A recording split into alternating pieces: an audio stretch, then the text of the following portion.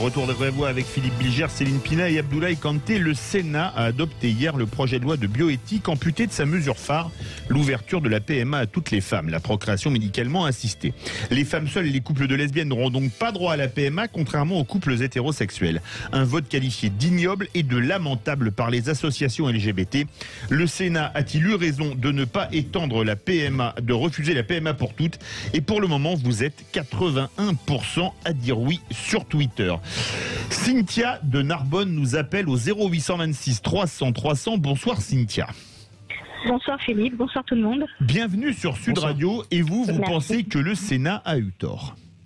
Oui, il a eu tort. Pourquoi? Parce que moi j'avais un très très grand désir d'enfant et avec mon mari on ne pouvait pas en avoir. Donc le gynécologue m'a dit ou on fait une PMA ou on change de mari. Donc j'ai décidé de faire la PMA, je l'ai fait 3 fois. Et je vous avoue que j'ai 3 merveilleuses petites filles aujourd'hui et j'en suis tout à fait ravie. Et je me dis que si j'étais une femme seule ou si j'étais une femme en couple avec une autre femme et que j'avais ce désir d'enfant et que la France me dit non vous pouvez pas, va falloir vous rabattre sur l'Espagne ou la Belgique comme beaucoup de personnes que je connais ont fait, ben je trouve ça effectivement lamentable et triste. Mais est-ce que... Oui, allez-y. Et ben, je trouve ça bien dommage que ces femmes-là elles puissent pas réaliser leur désir d'enfant en France et que personne ne puisse les accompagner. Avant de vous laisser débattre avec les vraies voix, est-ce que vous comprenez que certains disent mais un enfant, il a droit à un père autant que faire se peut? Ah, ça, je suis d'accord qu'on puisse dire qu'un enfant, ça s'élève avec une maman, un papa. Je peux comprendre, honnêtement. Mais moi, je connais des enfants qui ont été élevés par un papa et une maman avec père abusif et tout ça, et qui auraient peut-être préféré avoir eu 2 mamans aimantes qu'un papa qui ne l'était pas vraiment. Voilà. Donc, à un moment donné, il faut savoir, c'est accompagner les couples qui veulent avoir des enfants. C'est moi, quand je suis passée en PMA à Dijon, à Montpellier, on est passé devant plein de psychologues qui nous ont demandé si ce désir d'enfant est un vrai désir d'enfant ou si c'était simplement quelque chose qui pouvait passer. On a vu des professionnels, on nous a pas laissé tout seuls en nous disant simplement voilà vous pouvez pas en faire, tant pis pour vous. Non, on nous a accompagnés et pendant cet accompagnement on nous a posé beaucoup de fois la question en nous expliquant qu'un enfant c'était difficile, que c'était ceci, que c'était cela. Mais si on faisait la même chose avec les couples hétérosexuels, il y aurait peut-être moins de problèmes en France. Alors surtout en ce moment avec toutes les incestes qu'on peut entendre, vous voyez. Alors restez avec nous Cynthia, Céline Pina veut réagir. Oui, en fait, je pense que il faut pouvoir entendre aussi quelle est la position de l'autre côté Sénat. Et en fait, très souvent, en tout cas moi, ce que j'avais entendu, je ne sais pas si c'est les mêmes débats, ça partait de l'idée que la PMA, en fait, était la réponse à un problème de santé, enfin un problème d'infertilité, donc à un problème médical. Et c'est mis en place pour résoudre une difficulté médicale.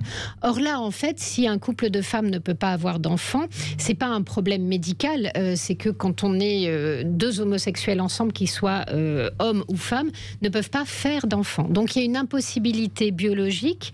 La question, c'est de dire, est-ce que l'impossibilité biologique doit être présentée finalement comme une injustice sociale et est-ce que la société doit y répondre? Et là, peut-être qu'on peut ne pas être d'accord, soit sur le fond, soit dire d'accord, mais ça n'a pas à être remboursé par la sécurité sociale. Donc je pense qu'en tout cas, le débat devrait avoir lieu et je trouve choquant que les associations emploient des mots aussi violents. Peut-être peuvent-elles entendre les arguments de l'autre côté. Philippe Bilger. Sur le fond, mon cher Philippe, je trouve qu'il y a des situations singulières, bien sûr, qui ont le droit de vivre, mais qui ne relèvent pas de la normalité habituelle, et donc, d'une certaine manière, qui ne sont pas naturelles, mais qui réclament tout de même des conséquences comme si elles l'étaient. Ça, c'est le premier point. Donc, je ne suis pas farouchement hostile à ce qu'a décidé le Sénat. Le deuxième élément, il est plus technique, c'est-à-dire qu'on sait parfaitement que devant l'Assemblée, avec le groupe majoritaire En Marche et la faible opposition, eh bien cette disposition sera votée à nouveau. Et au fond, je vois le Sénat dans cette affaire techniquement comme une sorte de contre-pouvoir intellectuel. Le Sénat vient dire, après tout, il serait possible de débattre en disant qu'on est contre. Et donc sur les deux plans, ça ne me choque pas. Abdoulaye Kanté. Ouais, je pense que ça montre que le Sénat encore peut on va mettre son mot à dire et dire que justement qu'ils peuvent être contre cette mesure et essayer d'expliquer que oui, peut-être il faudrait retoquer aussi l'avis de l'Assemblée, du Parlement par rapport à cette idée de la PMA.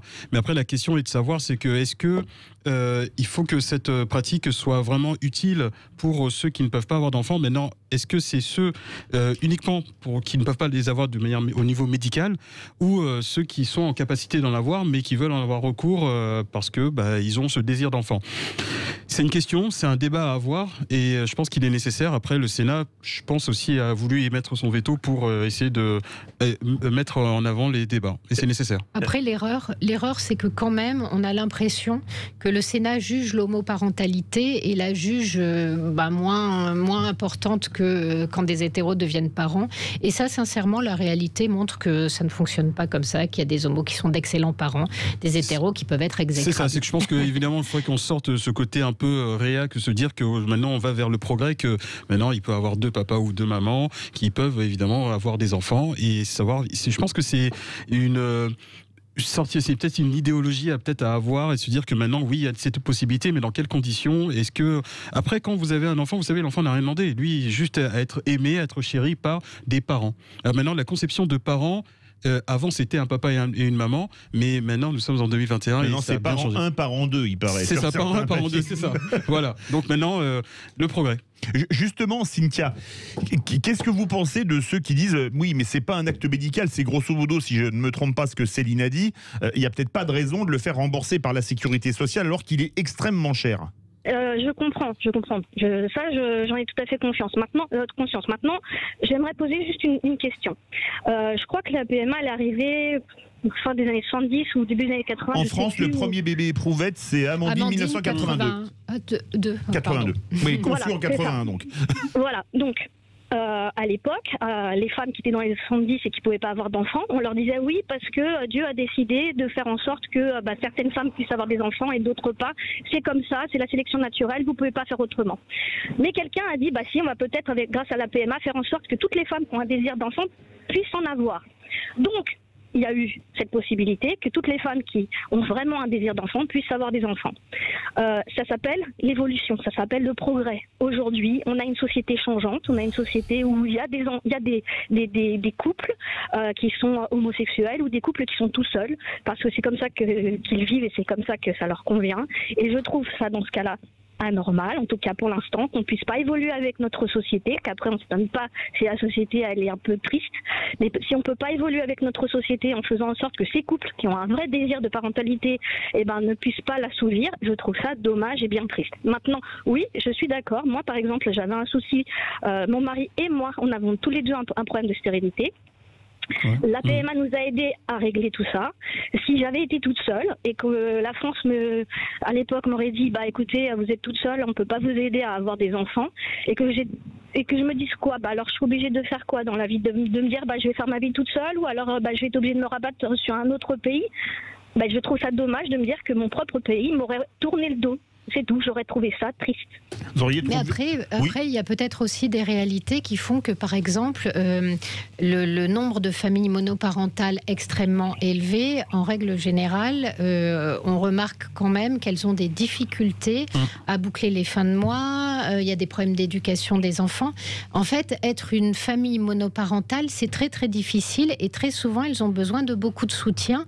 Après, la société peut aussi dire, vous êtes bien gentil, mais...